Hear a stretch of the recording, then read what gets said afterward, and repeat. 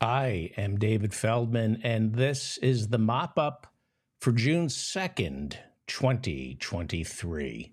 Former Dodger baseball all star Steve Garvey is seriously considering a run to replace California Senator Dianne Feinstein in next year's election.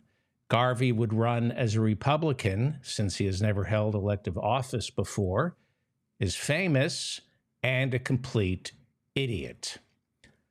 I have video of Joe Biden falling while handing out diplomas at the U.S. Air Force Academy.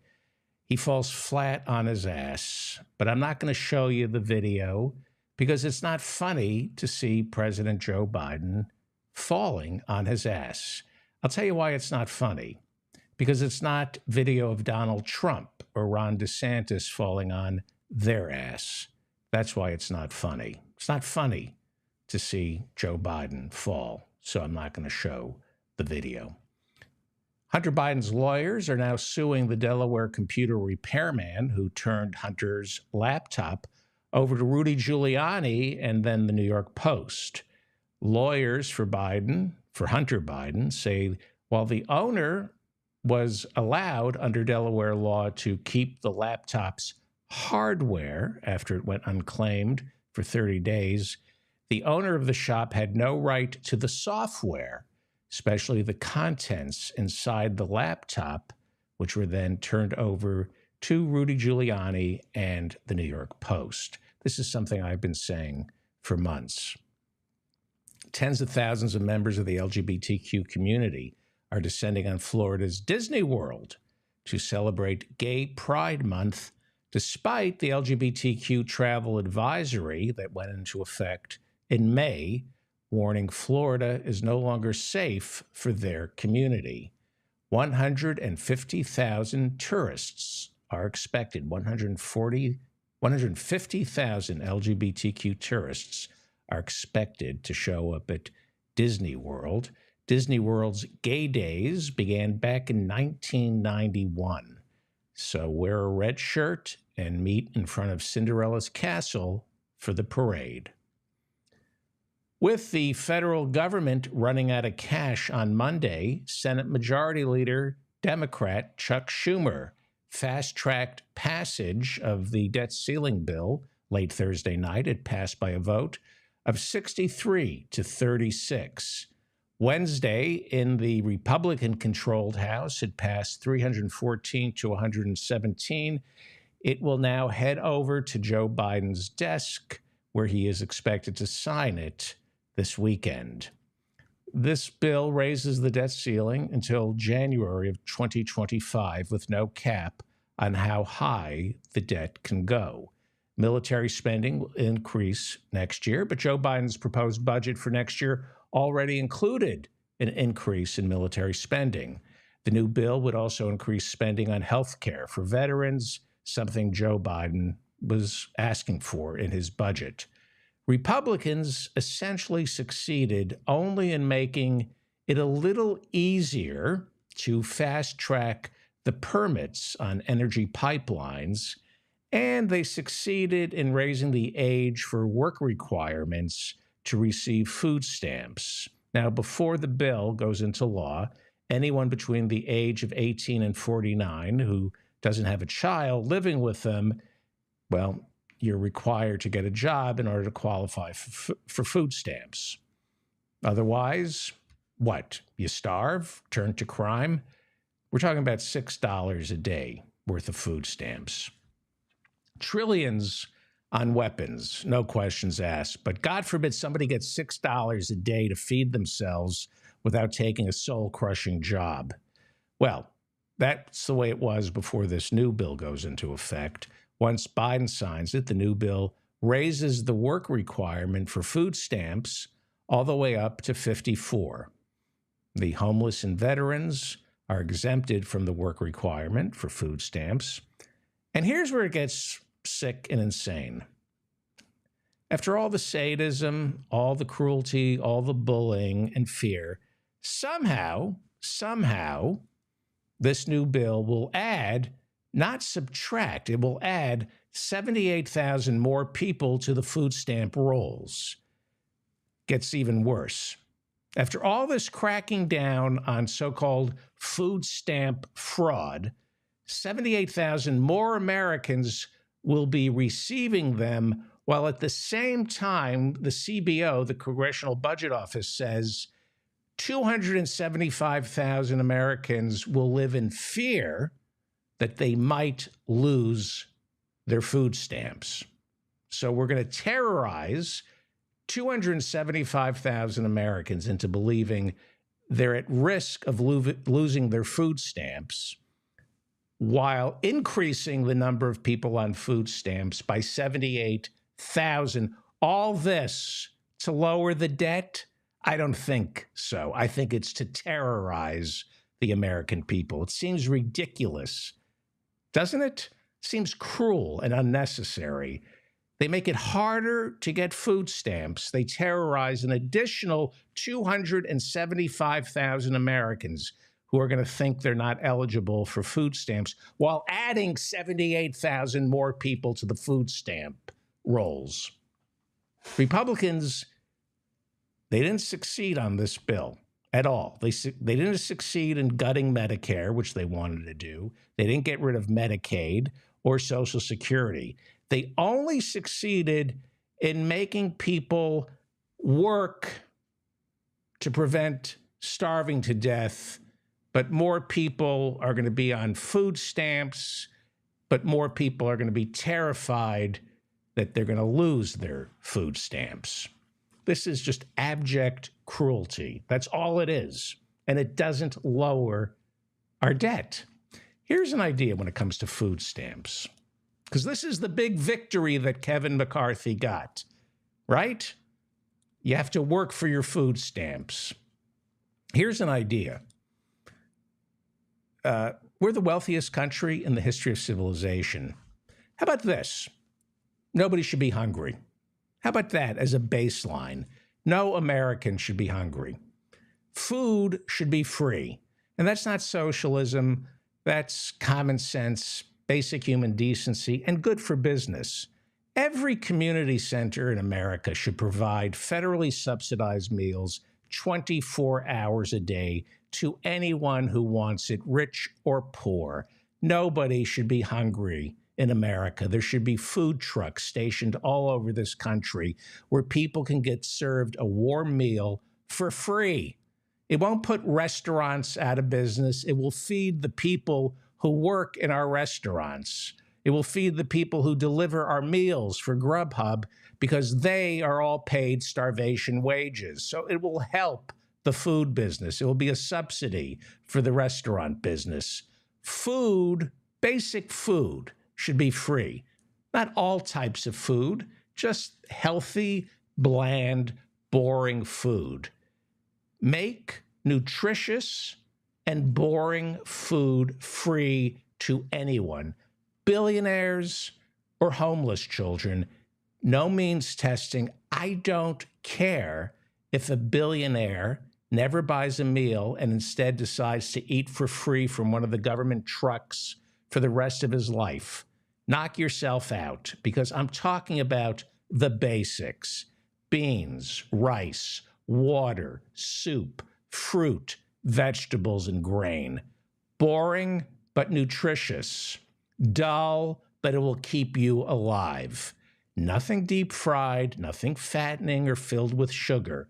The basics: healthy, nutritious, boring food, no strings attached. For a country that claims to be Christian, I think this is what Jesus would say. Open some public kitchens. Open public kitchens in every community so people can gather and cook for themselves and others. You know, like a food library. The government provides the pots, pans, the utensils, the tables, the plates. The government could create good-paying jobs for people to clean these public kitchens and work the pantry to distribute free grains and beans and seasoning. And people, ordinary citizens, like a library, could come in and cook for themselves and share what they cook with others, whether you're rich or you're poor. Bring your own ingredients. If you think the food pantry is dull and drab, bring your own ingredients. And you hang out, talk. Maybe there's a musician who annoys everybody by playing music, and maybe even pay him. You know, that's something that the WPA did when Roosevelt was president, maybe pay an annoying musician to strum on the guitar while you're eating and talking. Put a microphone and a little stage there for storytelling or civic engagement. Civilizations, you want to talk about food stamps? Because this is all the Republicans accomplished.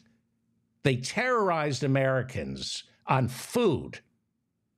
You want to talk about civilization? Civilization starts around the fire, preparing the food, eating the food, digesting the food, talking about the food. It's how you build community, through food, through food.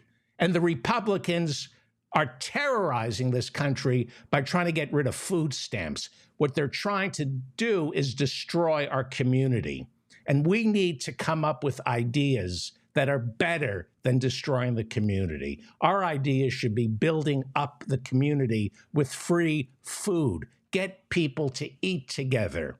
Give the community, every community in America, the wealthiest country in the history of civilization, every community in America deserves a clean space to gather and talk and organize and take care of one another. We can afford this. And once people get used to being around one another, we can organize. We can organize. We can organize free daycare that's subsidized by the federal government. Wouldn't that be great? How could you not want that for your neighbor? Community centers already exist. They're supposed to grow and flourish. Don't you want community centers subsidized by taxpayers where rich people and poor people can gather to cook or be fed for free, to hang out for free, talk for free, listen to some music for free, get some free Wi-Fi, listen to a lecture, a sermon, or sit quietly and read and know that you are not alone. Older people could help younger people with their homework, or everybody could just play checkers. Single moms could drop their children off while they go to work. Community centers. We already have community centers in every city. It's where I vote. Give them more money. Build on them. New York City is dying. It's dying. The retail stores aren't coming back. We need community centers that are subsidized by the federal government. This town is dead because it's owned by landlords. Other countries do this. Other countries see the importance of making sure everyone is fed, clothed, and taken care of. It doesn't make you weak. Stop listening to Republicans who tell you these things make you weak. It makes you strong. What are you, an effing moron to think? Who raised you to think it would make? Your parents should be brought up on charges of child neglect for you to think that free food makes you weak. Would you raise a child by denying them the basics? Would you deny your child the basics, trying to convince them that by denying them food and security makes them stronger? It doesn't make you stronger. It makes you a demented, damaged Republican. Why would you do that to your neighbor's kids? Why would you want your neighbor's child to be frightened? Why would you want your neighbor to be frightened? It doesn't help anybody. It just hurts them. The American people have been brainwashed by the sickest of the sick into believing that handouts make people weak. Handouts? Think about this for a second. How could that make any sense? Government handouts make people stronger. Food Free food makes you stronger. Being hungry makes you weaker, makes it difficult to concentrate in school or at work. Free health care, what? Makes you stronger. Free education makes you smarter and stronger. It's good for capitalism, you morons. All these things make everybody strong enough and ambitious enough to go look for a job or create businesses, and it provides the support we all need, capitalism needs, to keep these businesses going. But there's a pathology in the Republican Party. They are terrified, Republicans are terrified, that the American people won't be terrified. Republicans want us scared. They want us terrified that we won't be able to feed ourselves or our loved ones. They want us constantly afraid that we're one paycheck away from being homeless. And why is that? Well, they're sick, they're demented, they're hateful, they're satanic. They want to hear, because they're sexually dysfunctional, they want to hear yes, sir, and thank you, sir. They want power over other individuals. They think it's to increase their profit margins. They've been told that. But it doesn't improve profits. If anything, hungry and frightened workers are bad for business. What job have you ever had where people were hungry and frightened and the company thrived? Where did we get this idea? The stupidity. But the Republicans want us terrified and off balance. Am I going to lose my food stamps? Am I going to be evicted? I don't know. Why? Why do they want us this way? Because it satisfies their sadistic impulses, because they were damaged as children. And it makes them feel strong when someone else is weak. That's how the Republican mind works. I feel strong when someone else is weak because they can't maintain an erection.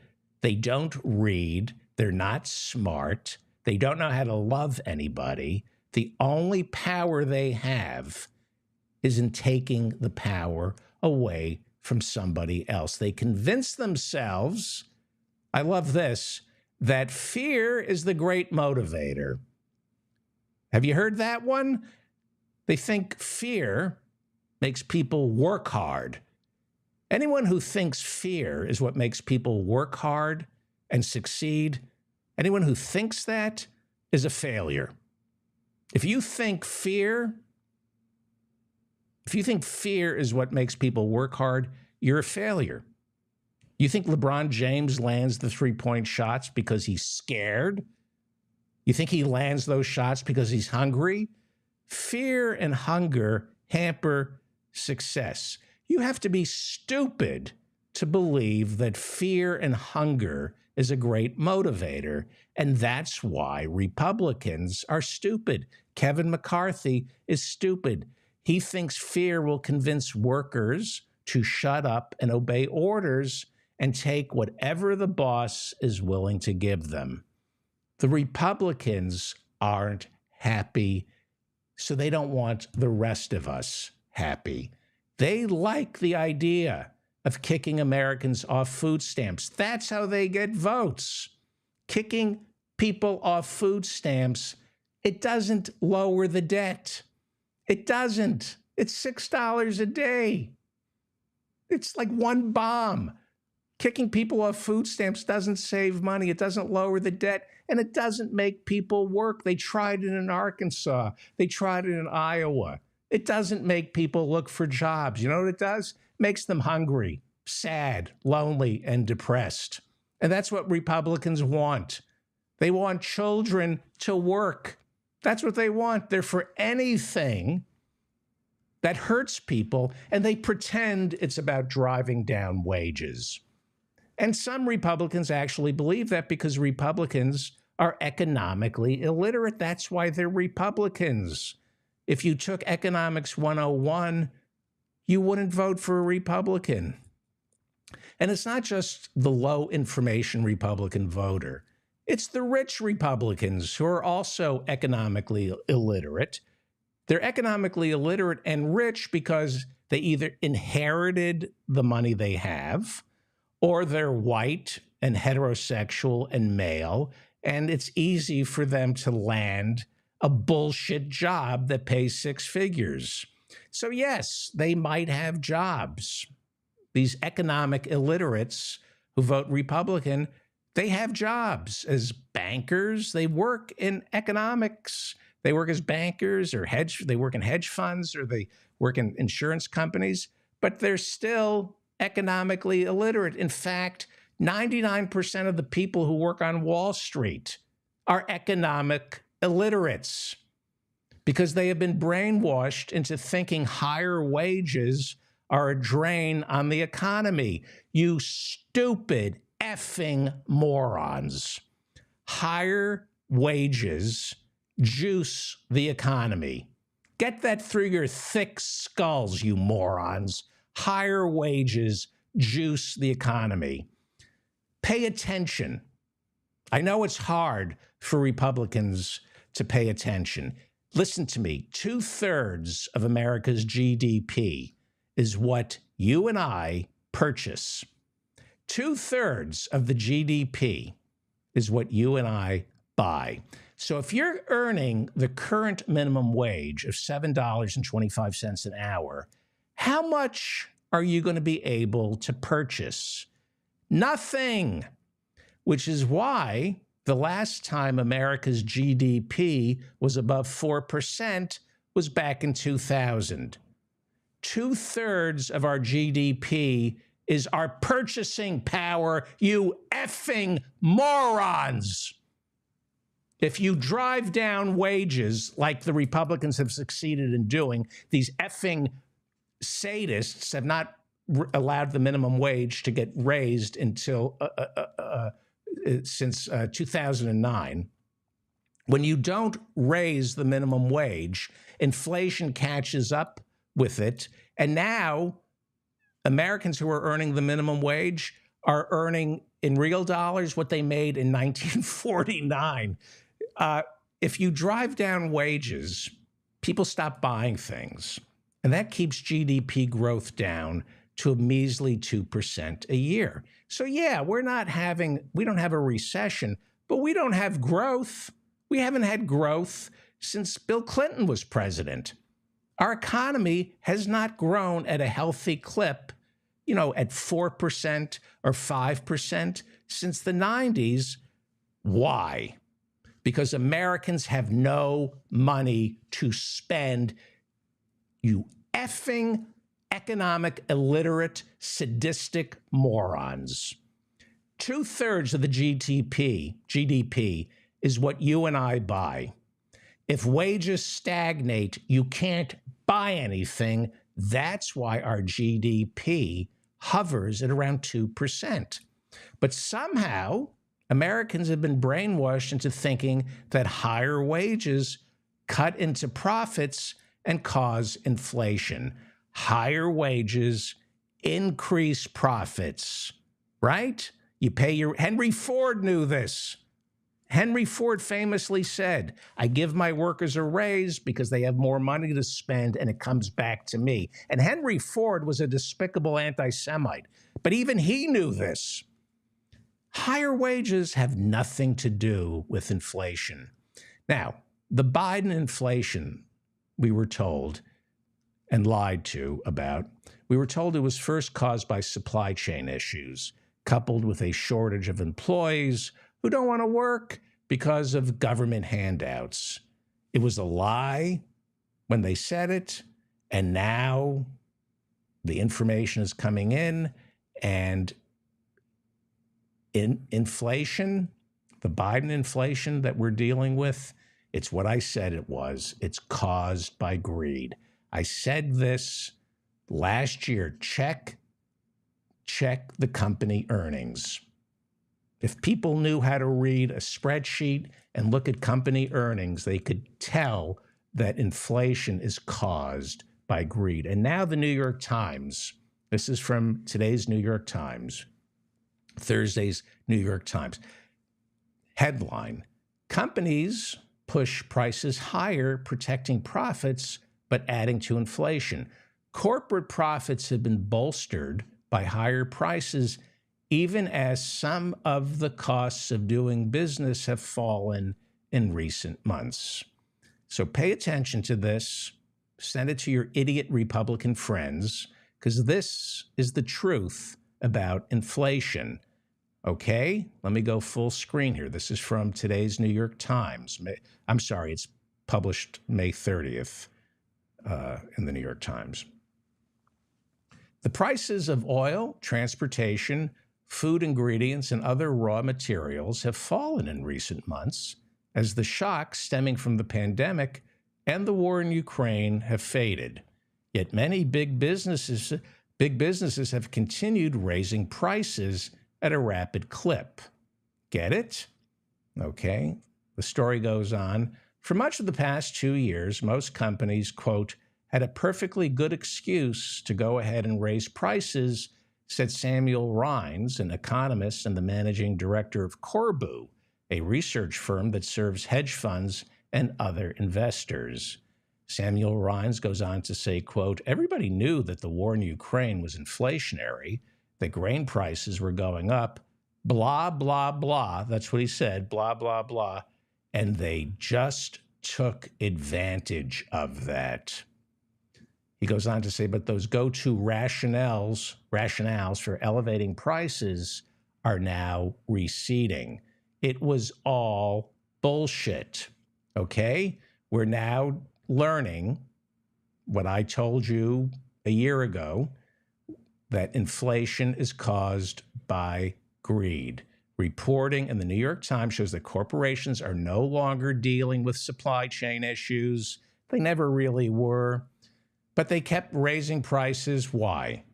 Because they can. Because we were all told there's supply chain issues and that there's a war in Ukraine. And as that economist said, blah, blah, blah, blah, blah. If people believe inflation is real, raise prices. And they increased prices. It's not due to corporations passing their increased costs on to customers. That's what they want you to believe. Check the profit margins every quarter. These companies report their earnings. There are no new increased costs, just increased profits. Inflation that we're going through right now is because corporations are raising prices. They are charging more, not because their labor costs have gone up or the costs of materials have gone up.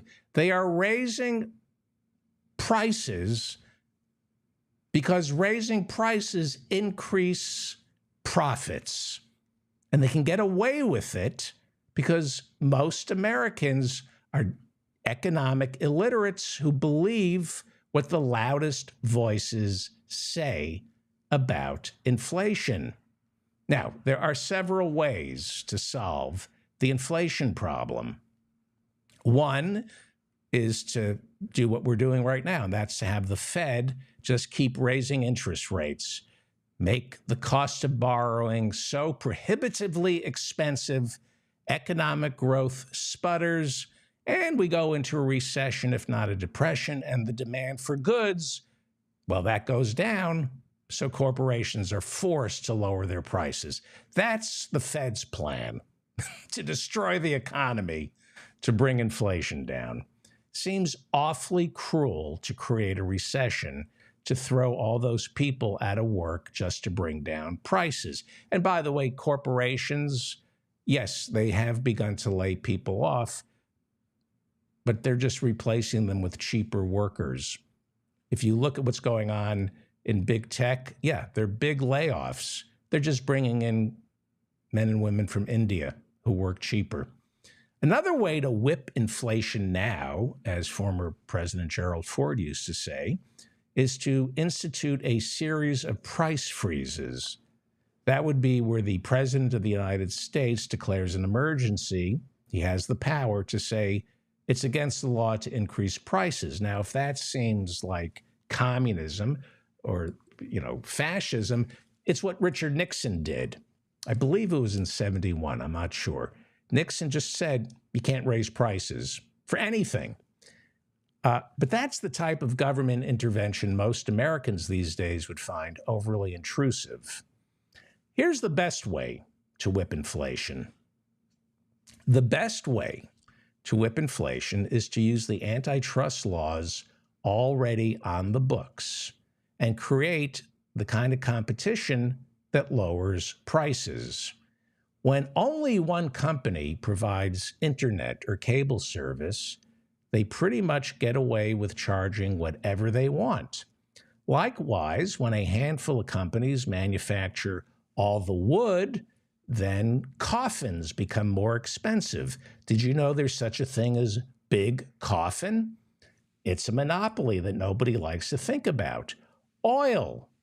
They can charge whatever they want because there are only a handful of oil companies. They should all be put out of business, but there's no competition.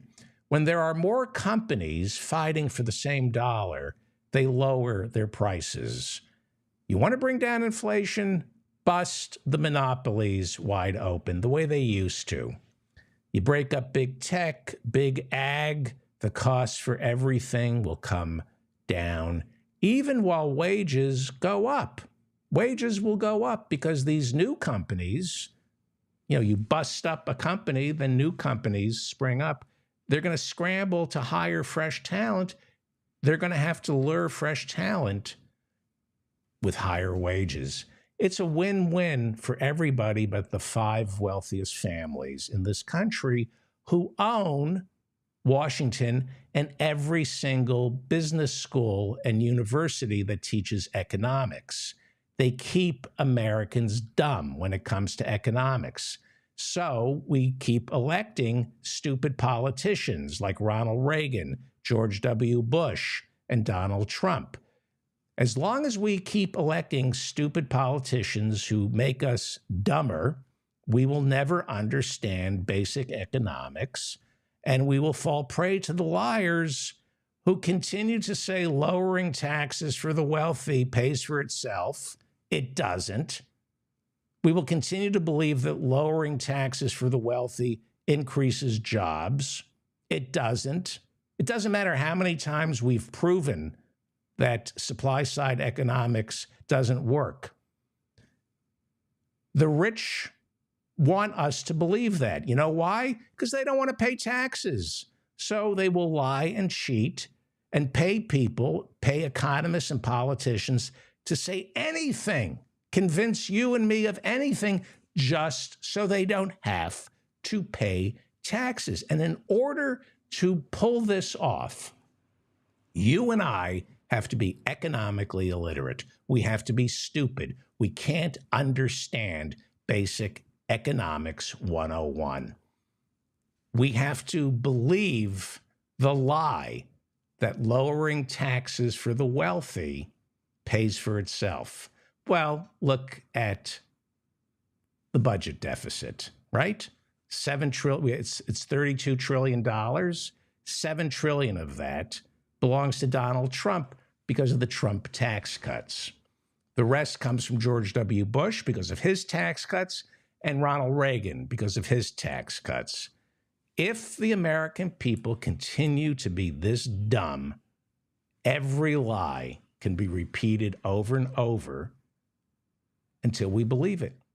It's how we got into Iraq, and it's how we're getting into an economic downturn of income inequality that is going to be insurmountable until the American people wake up and understand that whatever comes out of the mouths of rich people is a lie.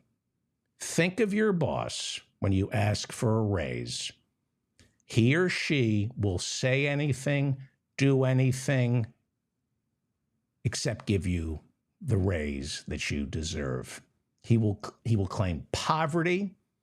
He will say next year, people who have money are liars.